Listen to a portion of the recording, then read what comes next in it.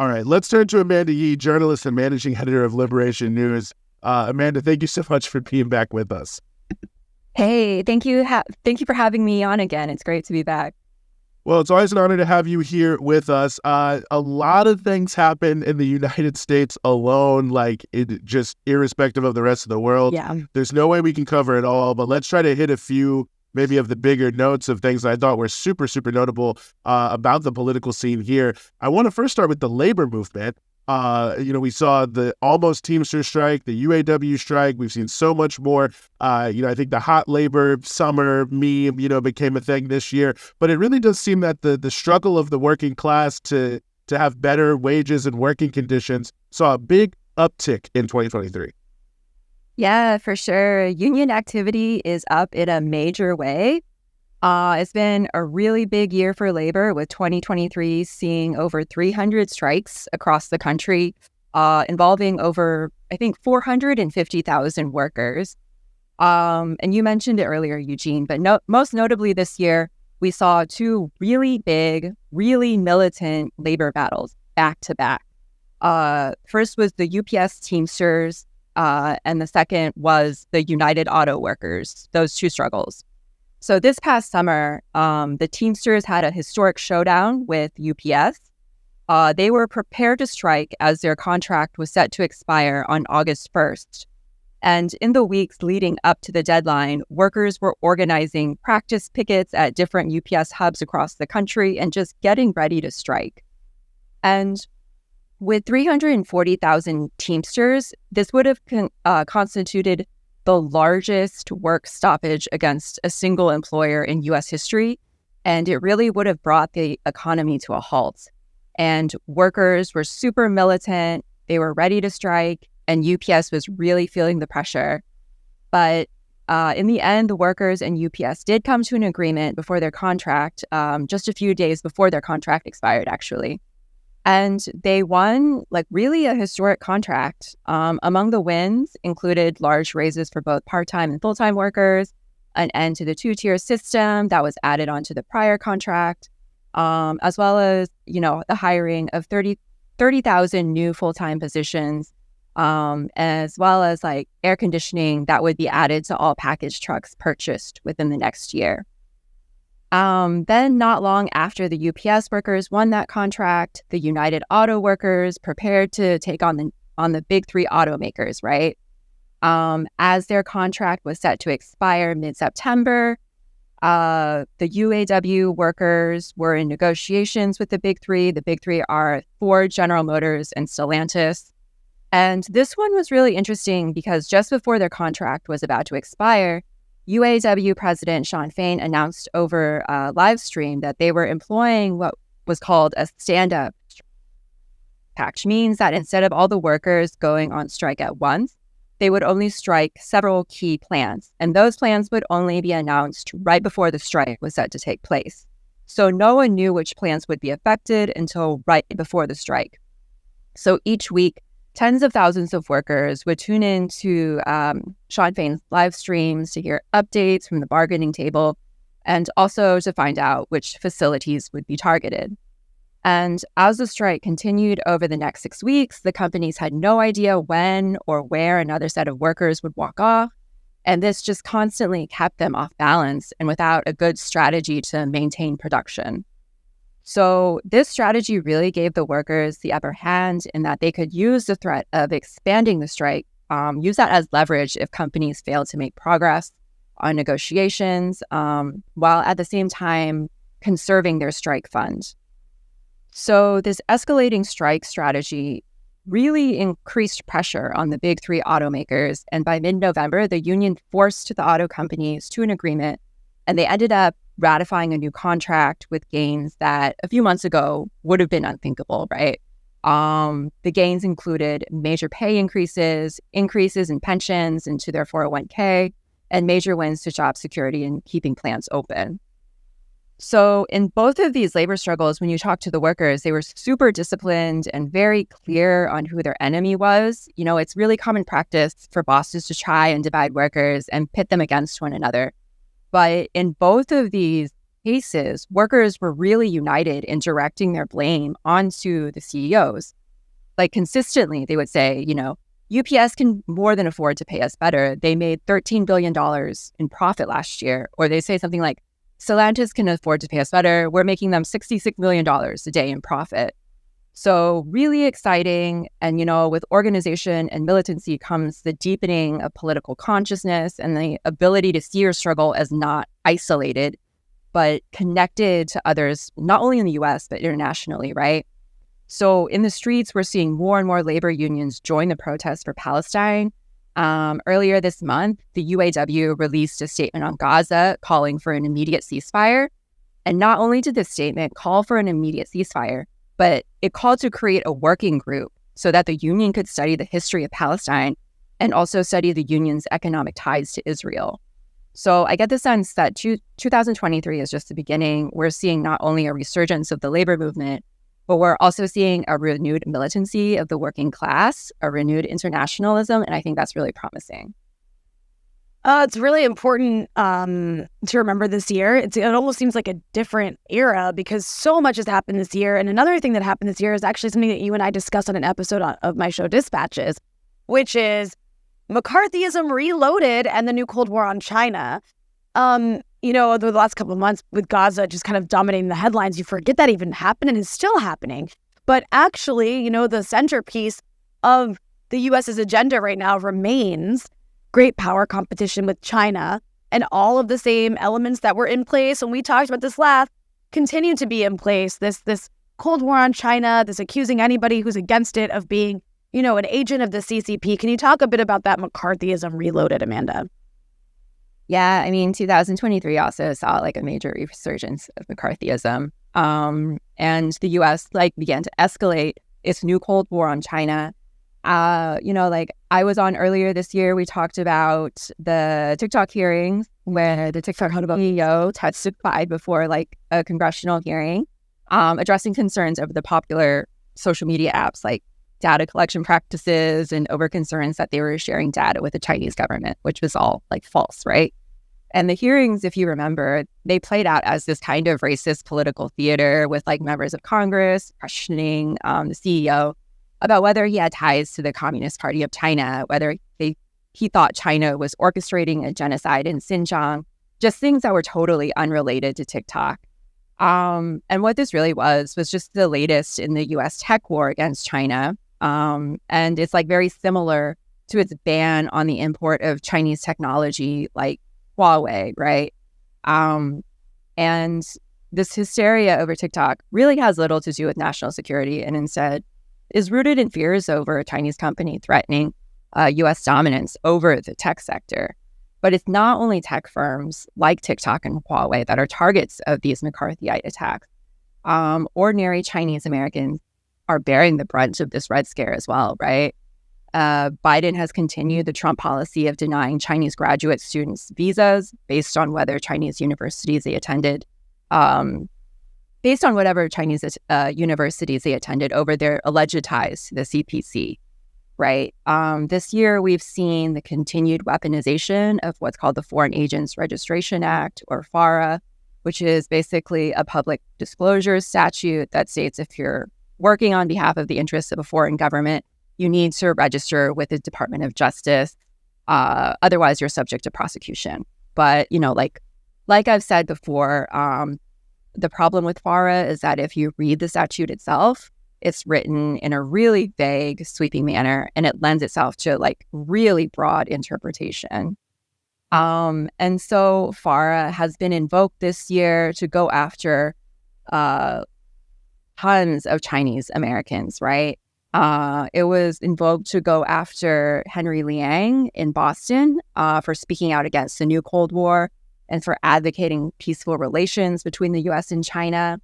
In New York City, in Manhattan's Chinatown here, FARA was invoked to crack down on 2 Chinese men on the baseless accusation that they were operating what they called a secret Chinese police station, which authorities alleged was serving as a satellite of the Chinese government to surveil and harass political dissidents living abroad.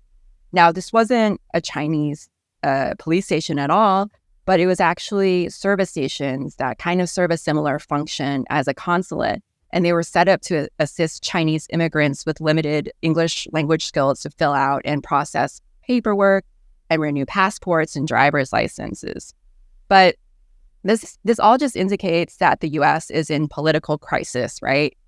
We've got rent skyrocketing, people struggling to afford basic necessities, and these anti-communist witch hunts and this escalating war drive with China are nothing more than a red herring to distract from that, right? And our government would rather spend like huge sums of money on the military preparing for conflict with China and scapegoating Chinese Americans rather than addressing any of these like economic crises. You know, I'm really glad you made that point there, Amanda, because it does sort of bring me to the next thing I wanted to raise, which is, I mean, now we have this kind of unholy alliance, right, with this war funding. We've got Ukraine, money for Israel to continue the genocide, and money to attack China, all rolled into one $100 billion package. As you mentioned, in an economic situation that's terrible for working class people. And on top of that, where the regular quote unquote budget process is just a race to the bottom in terms of cuts of social programs. I mean, it really does seem that the old Tupac quote, they got money for wars but can't feed the poor. Maybe it's always true, but it feels, you know, especially poignant here at the end of 2023. Yeah, I mean, just last week here in New York City, a 7-story apartment building in the Bronx, it partially collapsed due to structural deficiency. In New York City, the subway system is over a century old, right? Railway infrastructure is also structurally deficient and dangerously underfunded. And here in New York City, a 7-story apartment building collapsed just a week ago. And this is all part of the, you know, overall infrastructure deteriorating in New York City. Bridges are collapsing. Anytime we get any sort of heavy rain here, the streets and subways flood because the infrastructure hasn't been updated in decades. You know, of course, we all remember in February, a Norfolk Southern train carrying vinyl chloride and other hazardous materials derailed in East Palestine, Ohio.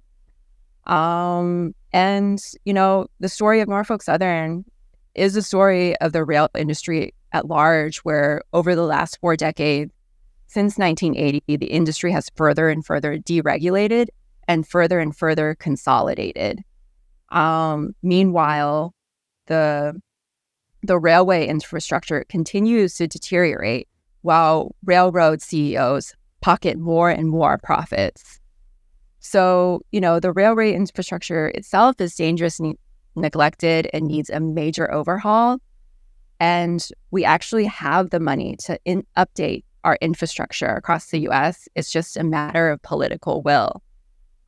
Just last week, Congress passed an $886 billion defense spending bill, which Biden is expected to sign. Since the war in Ukraine began, the U.S. has sent them almost $50 billion in military aid. And this is money that we pay in taxes that is being used to send more weapons to Ukraine, to bankroll Israel's genocide in Gaza. So this is money that we actually have that we could use to update our infrastructure. It could be used to solve the homelessness crisis. It could be used to pay for healthcare for everyone in the country. This is money that exists, but it's just being directed to a very tiny few so that they can afford their luxury lifestyles. Meanwhile, you know, our infrastructure continues to crumble. Yeah, and I think that brings us to the biggest story of the year that, you know, is going to continue, unfortunately, into 2024, though in some ways, fortunately, when I frame it, which is, of course, the genocide in Gaza, but specifically the opposition to the U.S.-backed, the Biden-backed genocide in Gaza, which has been huge. I mean, we haven't seen this kind of activism in the streets against war. You know, people are saying since the war in Iraq in 2003. And, you know, it's pretty unprecedented. And it's been, again, 2 months. Now we're actually into month 3 of this genocide, and people haven't relented. So can you talk a bit about that, the opposition we're seeing, not just in the streets, but in the streets and then beyond against this U.S.-backed genocide. Yeah, like you said, we're about 3 months into Israel's genocide on Gaza. In this very short period of time, we've seen a mass movement growing in the streets in support of Palestine. These are protests led by grassroots movements, led by Palestinians, led by youth, with anti-imperialism at the very center of its political messaging, right? The people are hitting the streets almost on a daily basis, demanding not only an immediate ceasefire, but also calling for an end to the occupation, and an end to all U.S. funding to Israel. And I think this kind of anti-imperialist messaging can't be co-opted by the liberal establishment and neutralized in a way that we've seen in other movements past, right? And I also think that's why Zionists are kind of freaking out right now and just accusing everything of being anti-Semitism. Biden, meanwhile, has been rushing even more weapons to Israel. In fact, Israel would have run out of weapons and the war would have probably ended in days if it weren't for Biden constantly replenishing their arms supply and sending munitions and bombs to Israel on a near daily basis. And if that weren't enough, in late October, Biden moved to request the removal of all restrictions on all categories of weapons and ammunition from U.S. weapons stockpiles in Israel. So these are stockpiles of weapons stored in Israel that Israel is restricted from accessing, but they're there in the event that a regional conflict breaks out. So now Biden is seeking to lift every one of these restrictions and completely curtail congressional oversight and directly transfer this weapon stockpile directly to the IDF. Meanwhile, we're seeing Biden's approval ratings plummet to the lowest it's been since he's taken office. According to a new poll released this past Monday, Biden's approval rating has dropped to just 34%. And in another poll, this one was conducted by the New York Times, only 33% of registered voters approved of his handling of the Gaza war. And this is really stark if you break it down by age group, right? According to the same poll, 72% of registered voters, 18 to 29, disapprove of Biden's handling of the war. In fact, if the election were held today, Trump would win by a 6-point margin. So Gaza is going to be Biden's legacy, and people don't want to vote for him for another term. And they're starting to come to the realization that Israel is completely propped up by the United States. If the U.S. were to draw its aid today, Israel and its military occupation would collapse. And the two of them, the U.S. and Israel, since October 7th, have become more and more isolated on the international stage. This is an indication that Biden is totally out of step, not only with the American people, but pretty much the majority of the world, right? A couple of weeks ago, the UN Security Council voted on a resolution for a ceasefire in Gaza. So 13 out of the 15 Security Council members voted in favor of the ceasefire, while the U.S. just unilaterally vetoed the resolution. Now, the other members of the Security Council are desperately trying to figure out how to draft a new ceasefire resolution written in such a way that the U.S. won't veto. But after that first Security Council vote, the UN General Assembly voted on another resolution for an immediate ceasefire, right? And this time, 153 of the member states voted in favor, with only 10 voting against. And included within that 10, of course, were the U.S. and Israel. So the General Assembly vote, I believe, is non-binding, but it nonetheless shows just how isolated Biden and Israel are, and that the rest of the world stands with Palestine. And the last 2.5, 3 months, they've really revealed, I think, the true nature of Israel and Zionism. And I don't really think there's any turning back from this, right? The people of the world are now waking up to the genocidal nature of Israel. And I really don't think it'll be long, before something has to give and Israel finally falls. Amanda Yee, journalist and managing editor of Liberation News. As always, thank you so much for giving us some of your time here on the Freedom Side.